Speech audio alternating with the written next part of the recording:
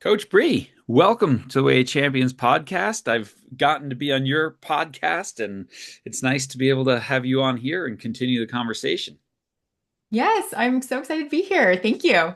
Yeah, well, it's exciting. You have this Raising Unstoppable Girl Athletes podcast, which I think is so important. And you are also one of the co-founders of the Elite Competitor Program, and you have been working with, I think, at this point, thousands of athletes and their moms, right? On sort of, how do you compete better? So just maybe tell people a little bit about your background. Oh, and by the way, I also heard that you just won like your fourth state championship as a volleyball coach in your spare Yeah. time. Yeah, in the spare time, that's right. Because all of these, all of these hats I wear are full-time jobs in and of themselves. But Hmm. yeah, that's pretty amazing. Yeah, I mean, my background started in athletics, obviously, is a young age, and played a lot of sports growing up. But volleyball was kind of my main passion. And as an athlete, I struggled with what I come to now understand as very normal parts of being an athlete, like the pressure, the nerves, the comparison, like all those things that all athletes deal with. But as a talented athlete, and I was highly recruited in my at my high school years, I thought I was the only one. I was like, I'm struggling with all this. No one's really talking about it, and I felt like I was letting people down all the time. And so I actually ended up quitting volleyball after my senior season of high school, and just kind of turned everything down and disappointed a bunch of people, and went off to go to college to focus on my academics, Hmm. and quickly realized that I wasn't burned out. It wasn't volleyball that I didn't like. I went to an amazing college. I know that you and I are both from the Pacific Northwest, so I went to Western Washington Hmm. University, and I went to every one of their games my freshman year. They made it to the national championship, and I was like, oh my gosh, I feel like I just like missed out on my future here. And so I reached out to the coach and asked her, like, hey, is there any opportunity? I like told her my story, and she was like, yeah, come try it. Hmm. Come to come to a practice after they came off their national championship. I was like, wow, okay, here we are. Hmm. And so I went and practiced with the team, and I'm like, at least I tried. Come to find out, she pulled me into her office a couple days later and was like, we want to offer you a walk-on spot on this Yeah. team. And I was like, Yeah. walk-on? I mean, I don't care if I'm not gonna, I'll pay to be a part of this Yeah. program. And so that kind of started the journey of recognizing that there's actually a way to train some of these mental skills. My coach was just phenomenal in the way that she coached the sport, but also coached the holistic view of the athlete. Like she gave us Hmm. resources. I got super interested in sports psychology, started studying some of that, and realized like, hey, this is actually normal. These are normal things that all athletes go through. So by the time I was a senior, I was a full ride scholarship athlete. I was starting. I was loving volleyball, and that quickly like propelled me into a career of teaching and coaching because I was Hmm. like so passionate about it. And so Hmm. got into coaching and found out about, actually very early on that they don't give you the handbook when it comes to like, here's how you teach these mental skills to athletes. Here's how you develop a winning culture. Here's how you deal with parents. I was like 22 years old taking over a program as a head coach and like totally drowning. Hmm. And it was like probably farther along into my coaching career than it should have been. But I had two talented teams back to back. Like it was took over a program that had won state or runner up at state. This was like 10 years ago at this time. And we lost in like a winner to state, loser out 2 years in a row, reverse sweep style, where like my team just imploded and fell apart. And I had to look at myself as a coach and be like, this is not my athlete's fault. Like this Hmm. is I am seriously underserving them in this area. So I went back, become certified as a mental performance coach through Lindsay Wilson, and started a business. Teaching these skills to athletes. We've had at this point 4,000 athletes come through our online program, the Elite Mental Game, and we actually just today officially expanded our company to serve coaches. So we also have a coach program as well. So Hmm. that's my Oh, story. man. Well, I mean, what a story. Like, how did I mean, two things that pop up. Like, number one, how important it is for coaches to normalize, right? And parents normalize that, hey, if you feel stress, anxiety, fear, whatever, like, it's normal. Like, it means that you care. Like, if you didn't care, you wouldn't Yeah. feel any of those things. But because you care, Mhm. that's normal. So there's nothing wrong with you. It's just this is what everyone else feels. And then number two, I just think like you're such a young coach to have that self-awareness to be like, it's not them, it's me. Right. And I Yeah. think most coaches, and I would include myself, took a lot longer to sort of say, how much of this is on me, especially in these big high pressure moments, knockout games, playoff games, how much of this is on me Hmm. so that I can change instead of year after year complaining about, oh, if these kids were just mentally tougher. So, Hmm. congrats on the self awareness piece. That's pretty awesome. Yeah. Yeah. I guess my question is, what changed about you when you got certified that all of a sudden you were able to help your team better, coach your team better? Hmm. Yeah. A lot changed. I was so excited because I was like, oh, these are actual like skills that I could be teaching them. So my team was my guinea pigs. Yeah. As I was going through the certification, it was during the summer, and I was like, okay, girls, we're gonna do something that's weird. We're gonna visualize and we're Yeah. going to talk like it's not just visualization that we do, but we're also going to like look at our self-talk. We're going to do these other like and thankfully, I had built a rapport with my athletes where they trusted me, but there was a lot of skepticism at first. They were Mhm. like, I don't know.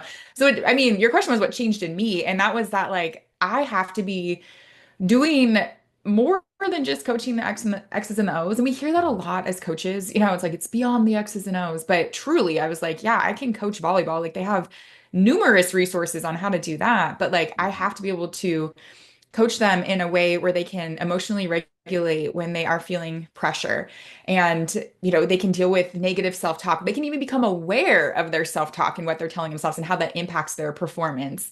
Yeah. And so yeah, it started with that and that like athletes need this. And while there was some skepticism at first, like they quickly caught on to like, okay, this actually is working. And I was doing a lot of surveys of like, how are you feeling about this? Is this impacting your performance? And the results were clear. They were like, this is helping me a lot. Like this 3 minutes before practice, where we do our 3-2-1 brave is what we call it, our daily mindset routine.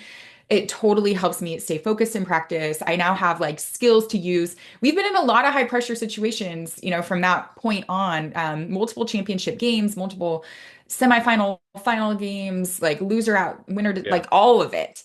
And, I consistently hear back from my athletes, like I was going back to my snapback routine. I was saying my reset word, I was doing my breath, and it gives them anchors because otherwise we go into fight or flight, our brain thinks like something is wrong, and then we just kind of fall to the level of our training. And in that area, we had no training. So it was just like Yeah. this panic mode. I mean, it's So, such that I'm glad you said that last piece. Like, I don't think there's any coach that doesn't agree with that. I don't know if that's a Navy SEAL mantra or whatever, but you don't rise to this, you right. fall to the level of your training. And everyone is Mhm. very intentional about fitness training and tactical and all the technical stuff. But on game day, especially the more the game means, right? A knockout game, a semifinal, a final, whatever, it's you don't you know you don't lose 13 years of technical training, or you don't like that doesn't go um from a physiological standpoint unless it goes here first, right? And the pressure is so Mhm. much that all of a sudden you can't hit a ball, you can't relax, you can't breathe, whatever the sport. And so yeah, you fall to the level of your training, and if you're not training in those areas, you're in the biggest moments, the team that is probably going to outperform you. Yeah. And we saw that. I mean, this last run, so the state championship we just won this past fall, I'll be honest, and like if any of my players listen to this, I've been open about it. They would all agree with me. They'd be like, we weren't actually sure we were going to make it to state this year, let alone win state. Yeah. We Interesting. had one returner. It was like, yeah, the first year we won it, it was like, okay, this was kind of surprising. Also, like pretty awesome. Second 2 years, like we had very talented players. We did this year too, but we only had one returner. Hmm. And so you look at your roster and you're like, well, we'll see what we can do.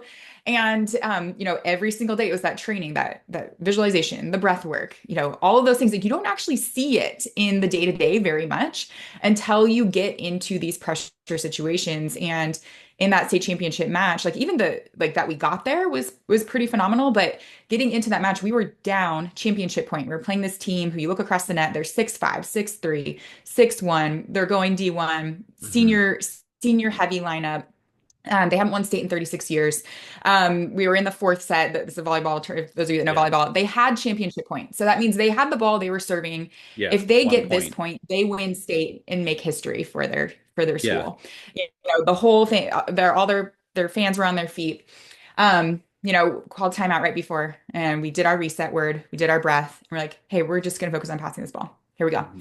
Okay, I believe in you. I believe in you. You got, and go out, pass the ball. We get that point. We win the point. So now it's like Yeah. we're tied up. Hmm. Now they need 2 points to win Yeah. state, and we need 2 points to stay alive. Yeah. And Yeah. Yeah. my sophomore player, no state experience, first year on varsity goes back to serve, and I'm like, okay, here Yeah. we go. But I was like, she looks like she has ice in her veins. Okay, she Yeah. goes, serves the other team, and like I said, they're star hitters.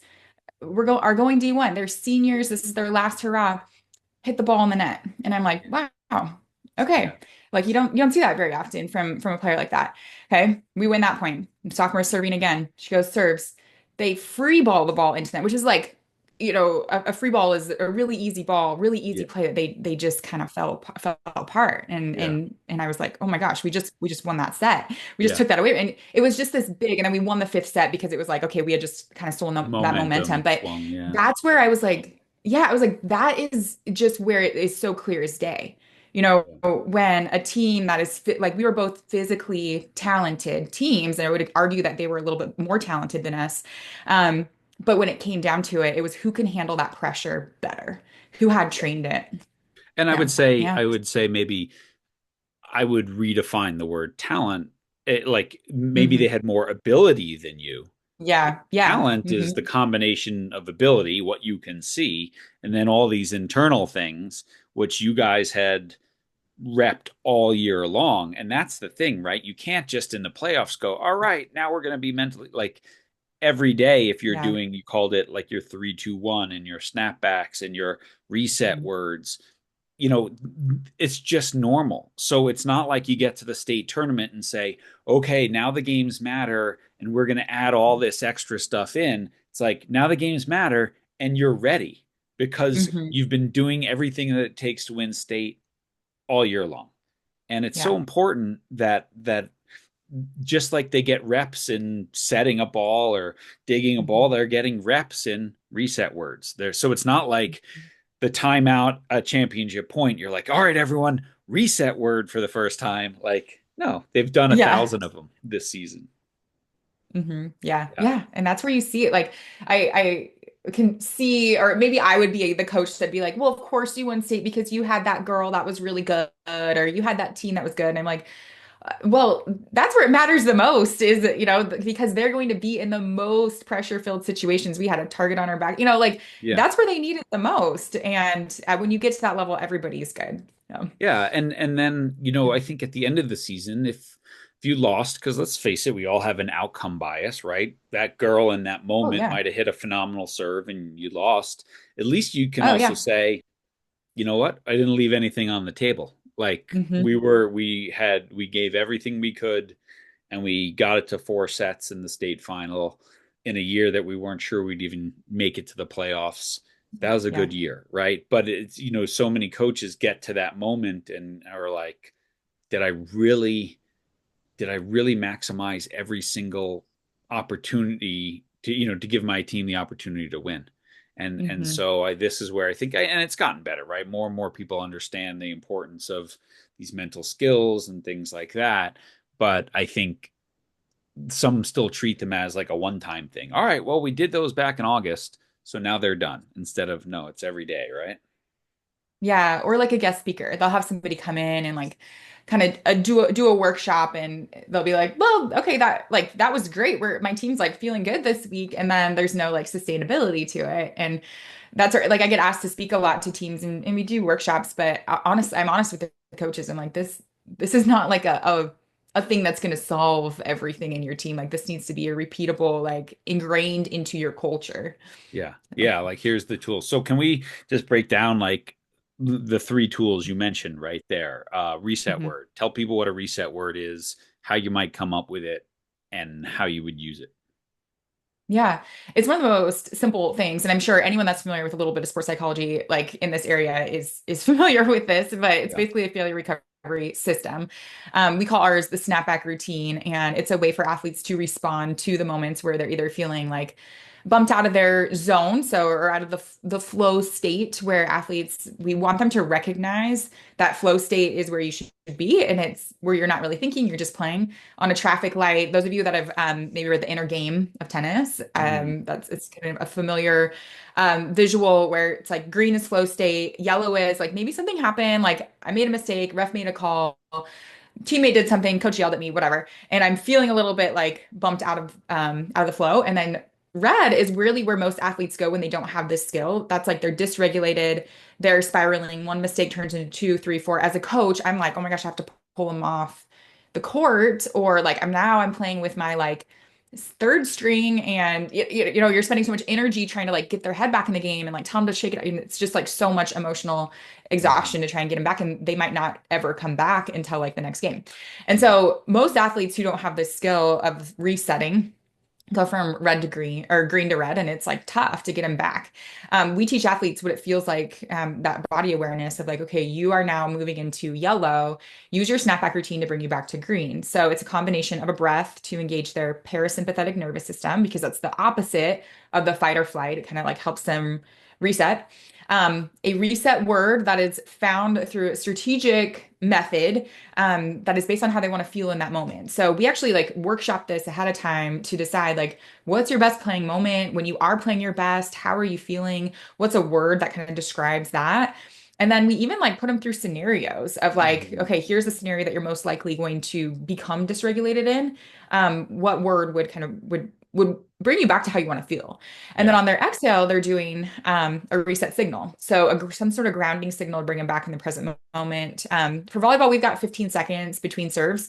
And so that's how long our athletes have to get back in the zone. So it's enough time to like, press their fingers together, tighten a pony, like adjust a Right. sock. Smack your For thighs, bat, something, yeah, anything. yeah, Yeah. something like that.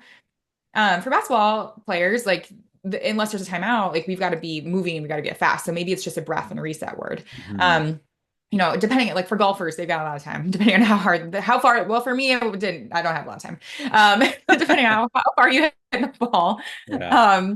But we teach, and we actually like when we first introduced this, we like create a station in our gym where like they are practicing this every water break. They're doing their snapback routine. They're visualizing it. Like it's scaffolded a lot in the Yeah. beginning to become something that they're not using in a championship game for the first time. Yeah, exactly. And that then you have that sophomore, in the big pressure moment, right? The serve for Yeah. us of like, okay, at least she's as mentally ready as she can be in this moment to hit a good serve or whatever. What I mean, I think this is so important, and it's a very simple concept, and it's not used enough. Um, to just get people. And I like this idea of like pick a word that describes you as you're at your best, right? Aggressive, Yeah. courageous, free, right? Hmm. Fun loving, whatever, just whatever it is. Like, come on, fun loving. Let's go. And back to, you know, back to your best state, if you will. Talk about what's Hmm. the 3-2-1 thing. Yeah, the 3-2-1 Brave is our daily mindset routine. So this is something that we do every day. It's part of our pre-practice routine that we do in our program. And the three stands for three affirmations. And they're not just the affirmations where you look at yourself in your mirror like, I'm smart, I'm strong, everybody loves me, like that whole thing. It's not that. Kind of similar to their reset word. They are finding these based on like it's built into kind of our preseason goal setting, but not just like goals as you would normally think of them. It's like, what type of athlete do you want to be? When you think about yourself at the end of this season, what do you Right. want your coach to be saying about you in the at the banquet? Like Right. those type of things. And so we teach athletes how to turn those into affirmations so that they are present tense, rooted in the here and now, so that they can create a visualization on like what this actually looks like in practice. So an example might be, and I mean, some of them are outcome goals around like, I am a first team all league player. Some athletes are like capable and really want that. And but Hmm. then we break it down to like, okay, that's great, but what is that? What does a first team all league player do in practice every day? Like, what does that look like? Right. So we have them like actually come up with 10 um specific actions that this looks like so that they can be visualizing those. Or And then behaviors. I like the some are, word. I like the word behaviors. Like, what are the behaviors that I yes, have to do behaviors. every day? Yeah. Yeah, yeah. So it's not just this like thing out there. And then some are like, I am a smart, aggressive defender. And Yeah. so again, we have them come up with what are the behaviors of that? What does that look like? Yeah. So they write down those three things every day. Two, we give them 2 minutes of journaling. So I know if you for me, I'm always a little resistant to journaling because I'm like, oh, it just takes like 2 minutes, but 2 minutes is not that long. We prompt them a little bit based on kind of what's going on in the season. And it just is a really good way for just to get things out. One stands for one piece of gratitude. There's a lot of research connecting gratitude and like finding the good, hunting the good that's happening, and how that informs their experience at practice and just in life. And then we have another one that's one piece of evidence that one of your affirmations is coming true. So same concept. It's like where, like what we focus on expands. So we are training athletes' brains to focus on what's happening in their environment to really create what they want to have happen. So they look at maybe, one of their three affirmations and it's like, I'm a fast, aggressive defender. Oh, what's the evidence that that's happening? That's coming true for me. It's like, well, practice yesterday, I laid out for a ball I didn't think I could get and I got it. And Yeah. so they're just always collecting evidence. Yeah. And then the brave is just, it's a visualization that we do. It's like 2 minutes long where they're just seeing these things and practicing their reset word and their breath. And so that whole process takes about 5 minutes at the beginning of Mhm. practice. Um, and so, yeah, that's how we train, just on the daily, their Yeah. mindset.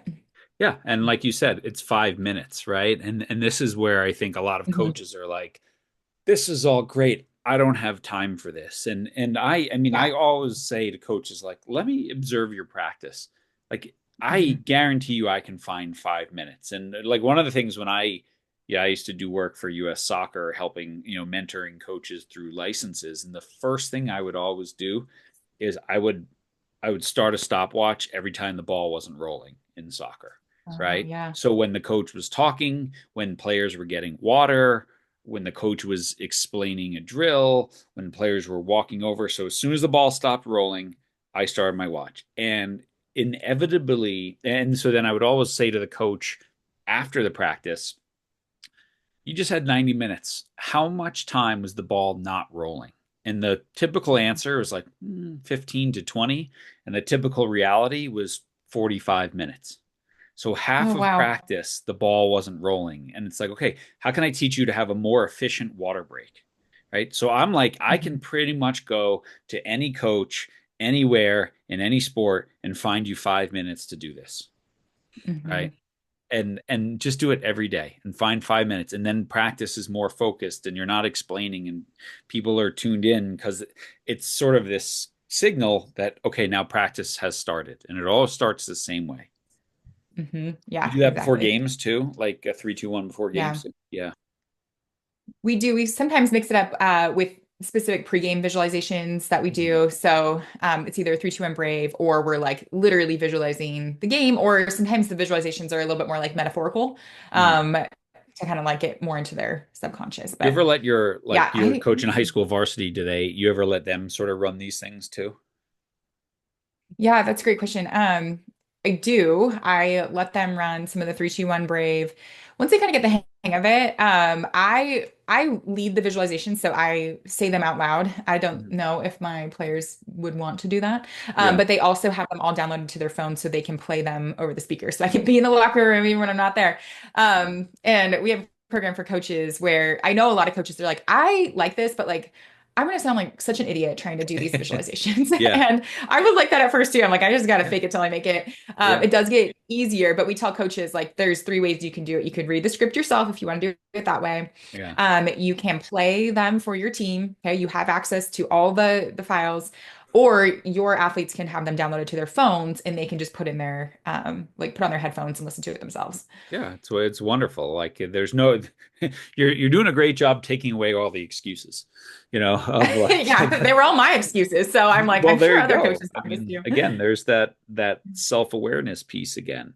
All right, so Yeah. this is how you do this. Now, I want to talk about before we get into a few extra pieces, um, the environmental piece. And I don't know if you've seen there's a brand new book out just a week, Steve Magnus. It's called Win the Inner Game. I don't know if you've seen it yet. Yeah. Just came out. Yeah, I haven't read it yet, but I follow him and love his work. Yeah, and it's really good. And I was kind of shocked how much he spends in there, especially early on the youth sports environment. And what he Mm-hmm. talks about is a couple of things, but the main gist of it is how much the parents shape the environment, and when the parents and he had a term, it wasn't his term, but I had never heard this before. It was great. He called it, today's parents have gone from helicopter parents who are not so hard to work with to, he called them jackhammer parents, which are like noisy, destructive, and driven and fueled by fear. and Oh, and and I thought that was really interesting. And so if the parents are noisy, destructive, and fueled by fear, then the athletes are fueled by fear. yeah, And it's really hard to do this because everything that you're doing in your 2 hour practice can get undone on the car ride home or sitting around the yeah. dinner table that night. And so I know in your work, getting parents on board, or at least moms on board, is really, really important, isn't it? Yeah, yeah, absolutely. So I'm I'm very familiar with I haven't heard the jackhammer term yet, but very familiar with kind of how this works because we work Yeah. with so many parents. And yeah, we market to moms on like the main part of our business, but really we work with parents. Once they're inside the program Yeah. with us, it's like we got to be on the Yeah. same page. Yeah. But it's so important. We tell parents you have two things that are 100% in your control. You shape the environment and you provide the opportunities. Hmm. And I love that he pinpointed it's driven by fear because when we work with parents and we, like I said, have thousands of parents coming in and doing our free training and asking us questions, a lot of it is not about the sport itself. Hmm. It is about I'm seeing my daughter lack or my athlete lack confidence in this area, and I'm worried about how this is manifesting itself in her academics, in her relationships. Is she going to advocate for herself? Is she going to get passed up later down the road? Is she going to get taken advantage of? And Hmm. so a lot of this is this fear, and that's why I empathize so much with it. And like, we're parents too, because you Yeah. see your whole world out there. And it's while it comes out as like, yeah, we want them to be high performing and they're not doing or performing how we know they can. It goes so much deeper than that. It's like, how is this going to impact her life or their life? Yeah, Oh, yeah, and I think again that fear thing comes from a good place. It comes yeah. out of I love my daughter, I love my son, and I just don't want them to miss out on any opportunities that maybe I missed or Yeah. that they have the potential to accomplish. But then it sometimes just gets driven to the point of, the parents take full ownership of the experience and it's their Hmm. experience and it's not the kid's experience. And that environment is so crucial. And so yeah, like I as a parent, and I've had my kids are both, I can say, done with youth sports now, which is wonderful. Right? Yeah. They're Yeah. one's in college, Positive. one's a senior in high school, and they're both Yeah. very athletic and doing their stuff, but I'm not they're Mm. not in club teams anymore, and it's actually been really refreshing and nice. Um, Yeah. but I still see it and hear the fear, and like you, I go and give talks, and just so many people Mhm. are scared, and just that fear makes them very unrealistic about their child's ability and also their child's motivation. Like to be a college athlete is really, really hard. And if your kid is not super motivated to go, like, what are they doing outside of practice? Because Hmm. if all they're doing is practice, they don't really have the intrinsic motivation to play at the next level. That's just something that you want for them. Do you see that a lot Yeah. as well? I do. Yeah, I see it more on what's interesting, like in my program, my girls that are right in front of me that I coach at the high school that I coach. I think a lot of the parents are familiar with my work. And so a lot of them are like using the resources. They all have access to the program. All the parents have access to the parent side. And so a lot of them are they're doing like they're aware they're doing the work and they're amazing. But I see it a lot, like, with the parents that are coming in. And I see it, in my side, like my kids are just starting the sport. So I'm Yeah. literally on the other end of the spectrum as you. So Yeah. I'm like, I don't know what I don't know in many ways. Yeah. But I've had to really check myself too, like even in the little things. Like I want my daughter to play the sports that I played because I had such a phenomenal experience, but like Hmm. she doesn't want anything to do with them right now. And I Yeah. had to be like, oh wow, okay, well, all right, this is her journey. Okay. Like, Yeah. and so taking a step back, but yeah, I do see some of this unreal, like of course I have parent stories. I've been a coach for 14 years. Of course I've got my little folio of parent stories. And now that I am one, I'm like, okay, I get it. Get Like, it. I Yeah. understand. But yeah, some of this unrealistic, like not just assessment of their talent, but like kind of tunnel vision around like it's just focusing on like their own athlete and their own experience and not kind of like the whole team. But honestly, now that I'm a parent and like my kids are in sports, I'm like, I do get it. I know how No. hard it is. Yeah. And there's nothing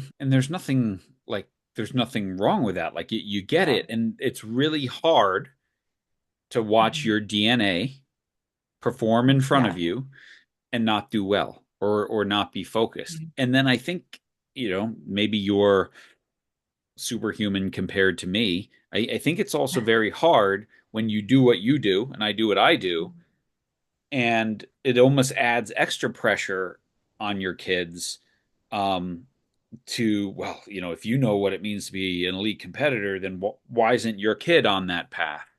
And Right. sort of that, like, to the ability to take a deep breath and go, because they're the one who gets to choose the path, not me. Hmm. Right? Like my Yeah. kids, right, had mom and dad who were Division I athletes. All right. Hmm. But if they don't, it was obvious that they liked stuff but didn't love it. And Hmm. so, like, I had to let go of, oh, well, I hope my kids follow my path, even though maybe they have the genetics and they could do it, because it's not my decision. Yeah. Because you have to give up a lot to do it. And I can completely Mhm. understand why a kid wouldn't want to give all that up. Yeah. Yeah. I'm like, okay, actually did like the whole club scene like is actually not something I totally want to be a part of anyway. So Yeah. but Yeah.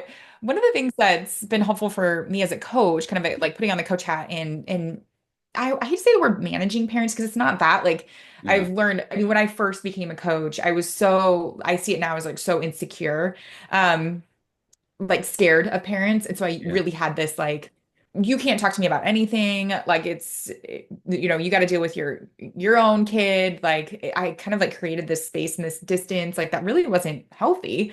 Yeah. And so, like, as along with creating more of a relationship and kind of like we're on the same team, like we have some things that we do in the preseason and all of that to like help with some of that. And honestly, I don't know if you're familiar with JP Nurbin and Yeah. and Yeah. his work, but Yeah. yeah. So yeah, we've done some partnerships together, and he actually has some resources inside our coach program. But Mm. a lot of his like parent like resources for coaches are super helpful. But one of the things is so stinking simple, but like it has really changed some things in this whole dynamic. And that is like being very clear about the roles. This is one part of it. Like be very Hmm. clear about the roles that you give your athletes in your program. Everybody has a role. Everybody knows what their role is and what's expected of them, and their plan for improvement. But then also telling your kids' parent what the role is, because you cannot count on them to do it. And Hmm. so we have these like defined meetings that I share with the parents, like this is what it looks like. We're going to have this meeting with your athlete, player development plan, and we have biweekly check-ins. And I share like the document with their parent and say like this is what their role is. This is how much playing time is associated with it. This is what we expect. This is the path that we see for them. And parents come back and they're like, thank you. Like this is, we're on the same page now because as much as we like hope that the kid would share that information, like they forget pieces or they don't share it and then they don't know why. Like Well, I don't you'll know have a why I'm teenager one day and you'll realize that teenagers shared nothing.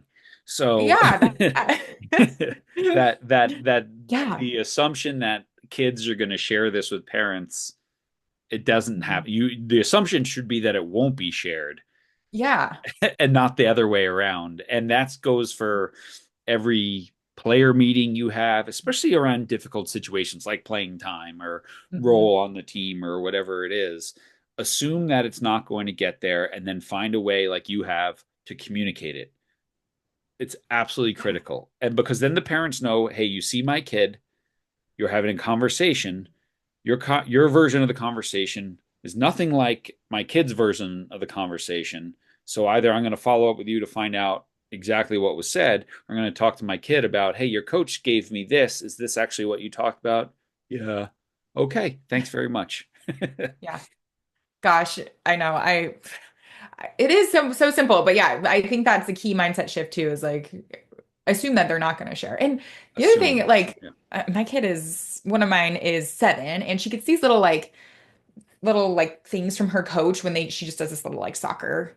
Yeah. I don't know what it is, but anyways, it's these little like updates. Like Charlie this week was, she's doing a great job trapping the ball and, Mhm. she's still working on her like outside foot. And I'm like, I love these. You Yeah. like parents just love any little tidbit that a Yeah. coach is seeing their kid. And so, although, it is another thing that we add to our coaches list, but it's a low lift thing that makes such a big difference when it comes to this like parent dynamic because it's just showing like I see your kid, especially for those role players, that just feels like I don't Yeah. know if if And the it coach is can't, even noticing her. like you said, it can be 2 or 3 sentences. And as Hmm. technology has evolved, it's very easy to do that through these apps and registration systems that actually will also keep it for you, so you can see, oh, I gave feedback all these different times, and some of it, Yeah. like you can show that you sent it and the parent never bothered to open it. So when they're all upset at the end, you're like, well, I sent this 5 times and you didn't open any of Yeah. them. So I don't know what else to do. But that, Hmm. again, it says to a parent, coach sees my kid. They're giving a little bit. And I always say to coaches, like, think about the opposite and think about school. Like, if your kid was struggling in math in school and you couldn't find out why, the coach wouldn't talk to you, and Yeah. the math tests were all coming back with F's, aka I go to the game and my kid doesn't play, right? I need some Yeah. feedback of how can I help? I need to get a math tutor, Mhm. need to do extra practice, whatever that is. And I think being a parent helps the like I've never met a coach who has ever said to me, becoming a parent made me a worse coach. They all say it made Okay. me a better coach because I understood Hmm. trust, and I understood for the first time how much parents love their kids and want the best for their kids. And it just made me take a breath of like, okay, like I get it, right? I realize what love really is now, and I gotta love these kids just like I love my own kids. And I think Yeah.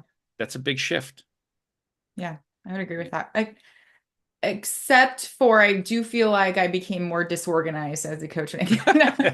You have less I'm like, I time. do feel like I'm being pulled in a lot of different directions out. Like it was easier being a coach without kids, for sure, from the time perspective, but Yeah. way more of a more effective coach with the Yeah. parent. Yeah. I Yeah. mean, I remember before I had kids and people would be like, yeah, you don't have kids. You'll get it someday, right? And Yeah. the ego would get in the way of that or whatever. But like, and then when my kids were little, people would be, I remember one mom who I loved and have remained friends with. And, her daughter was a great Pac-12 player and everything like Mhm. that and a pro. And she goes, I remember one time talking about, she goes, yeah, small kids, small problems, big kids, big problems. And it was just like, I I've learned been that hearing as that a well. lot.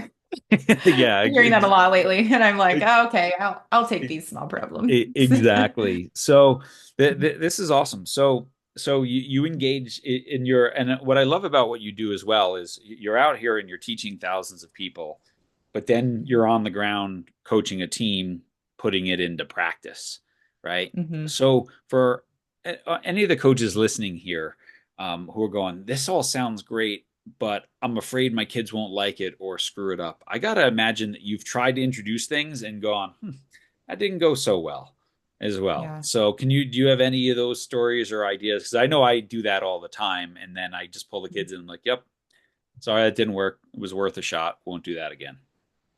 Oh yeah. I mean, a couple of things. First, I think it's important. I hope the coaches that are listening that you realize that I am in it. I am like in the trenches with you. I've got kids.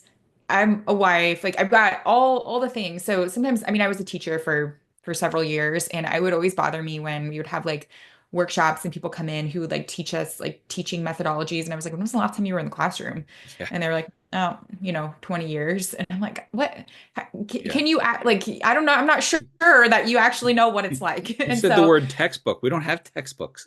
yeah, yeah. And so, yes, I am iterating and like bringing in mental training and working on your culture. Like it's 100% worth it. It's what you should do as a coach, but it's not like the magic bullet and you're not going to have any issues anymore. You're not going to ever lose again. Like this is there, it's still going to happen, but now you have some skills that your athletes also have that they can like come back from that and they can manage it and all the things. But yeah, I've had many things that just didn't quite go well. I will say like the visualization at first, I think was rocky. Like, Yeah. I had kids that were like just you could tell not paying attention. And that's also because of our that just the nature of like everything being so instant gratification and like getting kids Mhm. to actually focus, like their brains I know I'm not going down the path of like kids these days. And like I am, Yeah. I love Betsy Butterick's work too around like the Gen Z and all of Mhm. that. And we're not doing that, but like studies and research is showing that their brains are wired differently because of the technology that they have access to so early. And so getting them to focus was tough. And it took me being like, okay, we can't just like sit here for this long and like Yeah. expect Like them start to pay small. attention. Yeah, yeah, like Yeah. starting very small, being okay also with those athletes that like they aren't buying in. That was more for me as a coach. I would always we're so used to like focusing on the negative, and I'm like, that one girl in the back is always having her eyes open, and I can tell Yeah. she's not paying attention. And I like key in on her, and I'm like, well, what about like the 30 other girls that are like in Mhm. it and doing it? So I'm like, okay, I just got to shift my focus there. But yeah, I would say the visualizations at first like took that was sort of a learning curve. Gosh, I'm blanking on like other specific things that I know that there's a lot, but Yeah, I would say there's a lot. visualization And I first. just want people, I only bring that up to just say when you introduce new things, they're not all going Mhm. to work, or Yeah. it's not going to work exactly how it reads on the paper, but maybe you can find something like, you know what, we're not doing a 3 minute visualization, we're doing a 30-second visualization, and we're going to Yeah. Oh yeah. introduce it that way. And and I think as a coach as well, yeah, not don't take offense to the kids who aren't getting it. Like be Hmm. excited about the kids who are and know that you're them. I think it's just like, you give talks, I give talks. Every single room that I give a talk, there's someone sitting there with their arms crossed and they're just pissed off to be there. If you Yeah. keep looking at them, that just brings you down. Like I look for the Hmm. people in the different parts of the crowd who are like, yeah. Yeah. And then I take great pleasure when this person at the end goes from this to this to this. And then Yeah. they're like, oh, I get it now. Or you just see they Yeah. had an aha moment of like, maybe there was something I could learn today. And so Hmm. those postural shifts, I think, are really, so again, don't think that it's going to be perfect. It's going to be messy, just like it's supposed to be. That's normal too. Oh yeah. Yeah. Totally. All right. All right. Topic here because I know, given the time of the year it is right now, especially in high school sports, a lot of sports are going into playoff season. So we've kind of touched Hmm. on it, but how can coaches best prepare their teams for, you know, losing one and done? How do you turn it? Hmm. Jerry and I always say, how do you turn one and done into dance in advance? you know, so what are some ideas that a coach could start in practice today. Yeah. It brings up a lot of just feelings, postseason for coaches and also for the players. And so one of the first things that we do as we head into postseason is like really simple, just get it all out. Like, you're thinking it. Like, Yeah. what if we lose? What if and sometimes we are afraid to say those things or verbalize them or write it down because we're like, well, is it going to happen if I do that? But like, Yeah. it's actually the opposite. We actually like get those things out of the back of our heads. Like, what are you worried about when it comes to postseason?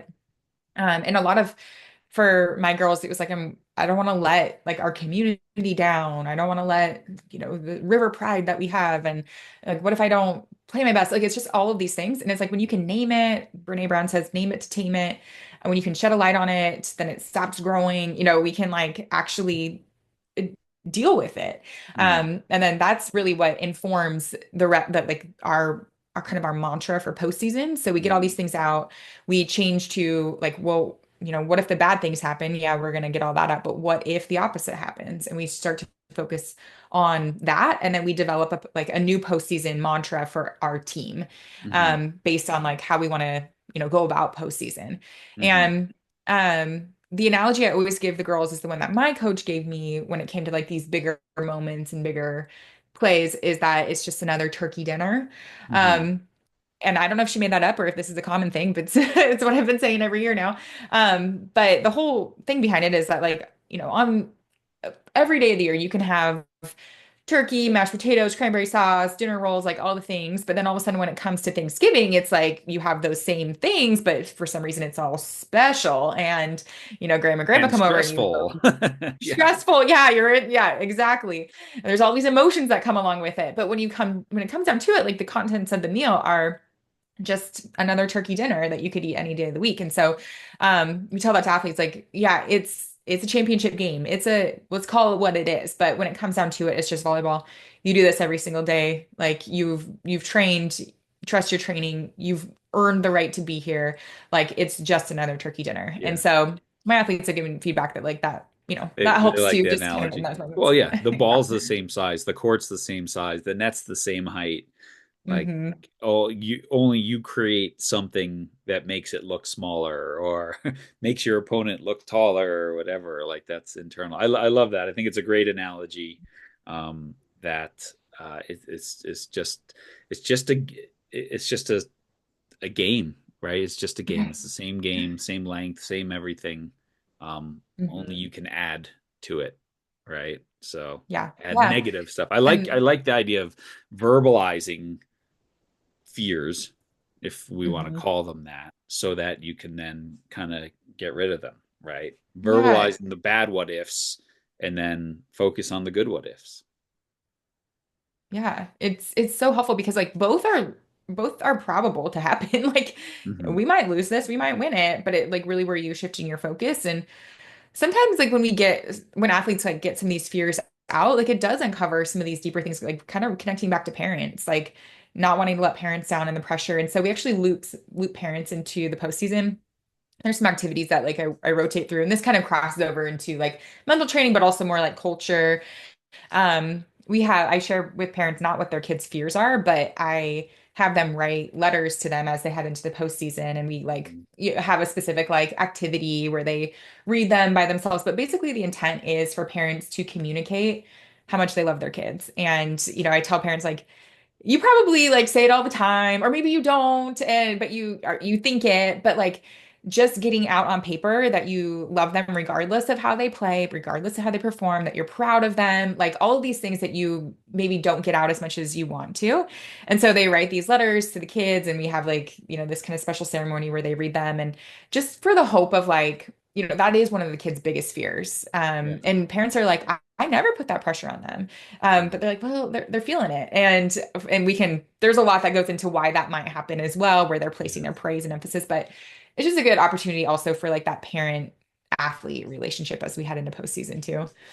So good. I mean, Jerry and I do an exercise with teams where we'll just do it via text, and we'll before we start a workshop or something with a team, we'll say, all right, you're going to text someone who has been meaningful to you. It could be a Oh, parent, a yeah. brother, a sister, or an old coach, whatever.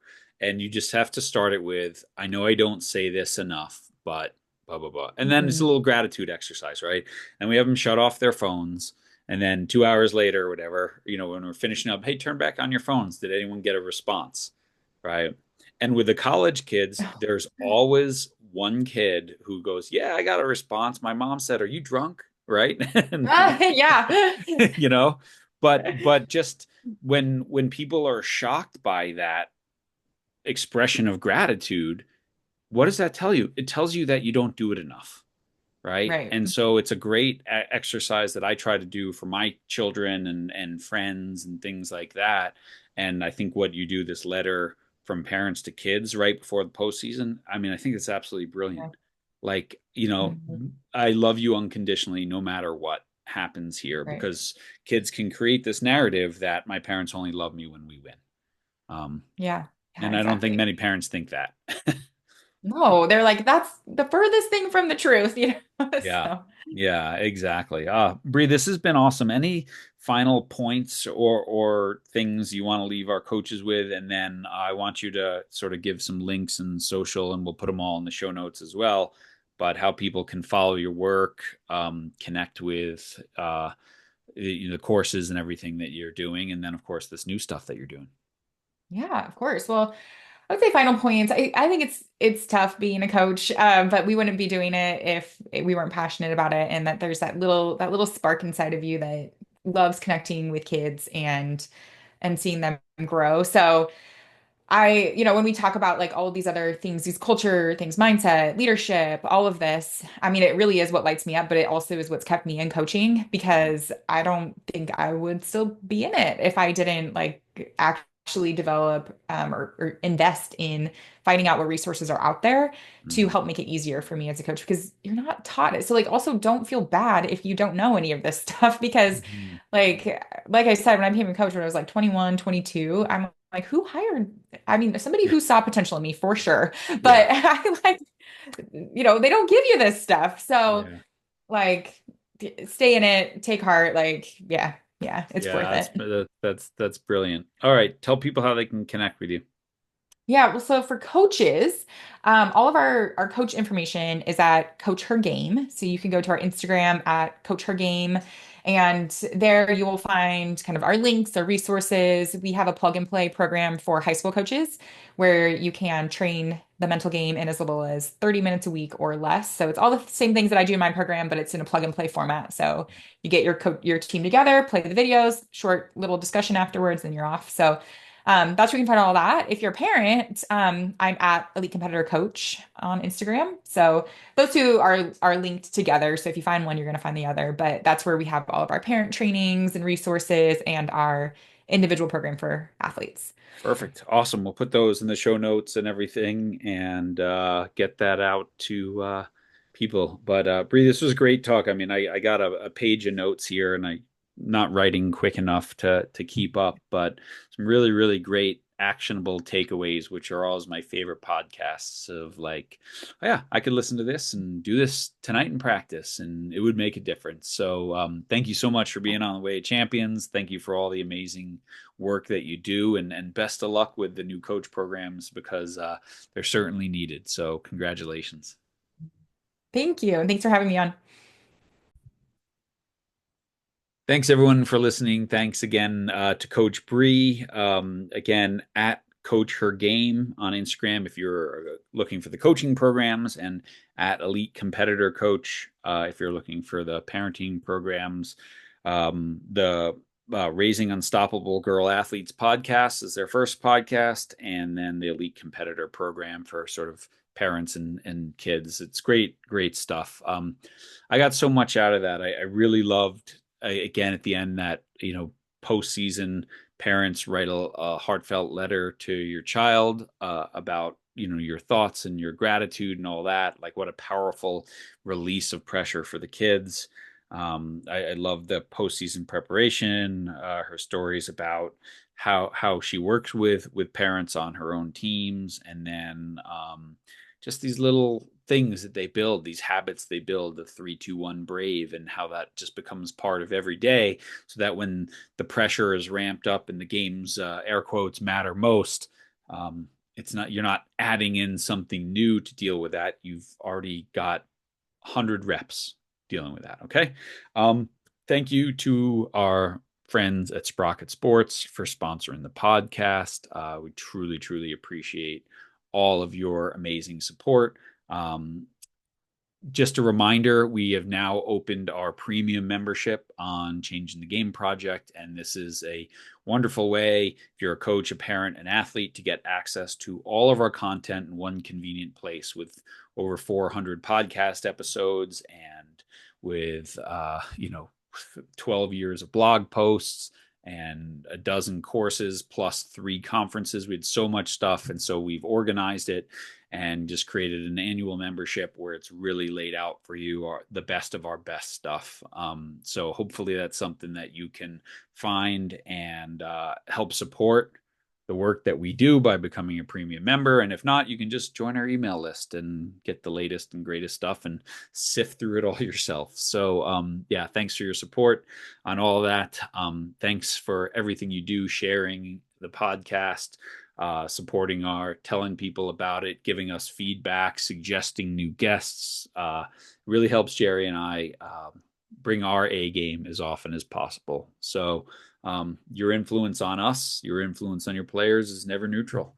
And the more aware of that you are, the more powerful it is. So go out there this week, make a positive impact, and we'll see you again next week, everyone.